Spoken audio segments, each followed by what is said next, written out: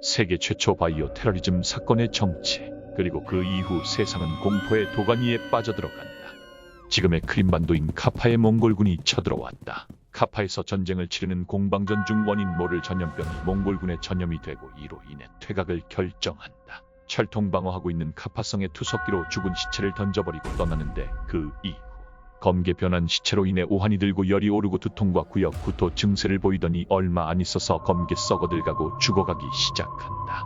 이후 유럽을 공포의 도가니로 집어넣었던 패스트균에 감염되어 죽은 몽골군 병사였다. 죽은 시체로 인해 급속도로 퍼져나가기 시작하는데 카파는 무역 항구라 동서양의 교류가 활발하고 전략적인 요충지다 보니 중앙아시아의 풍토병인 패스트 또한 유럽에 퍼져나가는 시발점이 되었다. 1347년 카파에 살던 이탈리아인들이 필사적으로 살기 위해 배를 타고 시칠리아로 피난 오는 배가 메시나항으로 다가오고 있었다. 그 당시 유럽은 음습하고 추운 날씨로 인해 농작물도 어려워 기근으로 허덕이고 있었던 추운 소빙기 시대였다. 기근과 흉작으로 인해 제대로 먹지 못한 사람들은 면역력이 떨어진 상태였고 최악의 위생 상태였다. 대변과 소변을 보면 창문 밖으로 던져 오물을 해결하는 상황 속에서 거리는 오물과 악취로 뒤덮였다. 잘 씻지 않는 생활 습관과 더러운 곳에 꽃같이 살아가는 생쥐들은 여기저기 우글거렸다. 패스트균이 살기에 최적의 환경을 갖춘 유럽은 메시나항으로 유령선처럼 조용히 다가오는 배를 맞이한다.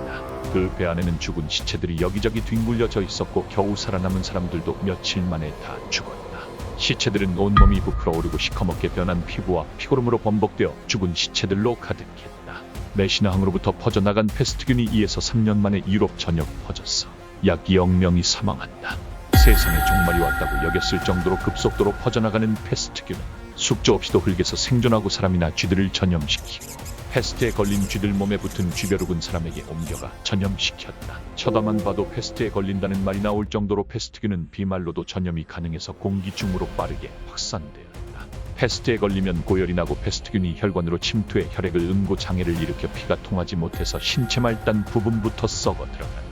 지역에 따라 인구의 약 80%가 죽어가는 죽음의 공포 속에서 오로지 의지하고 기댈 수 있는 것은 종교밖에 없었다.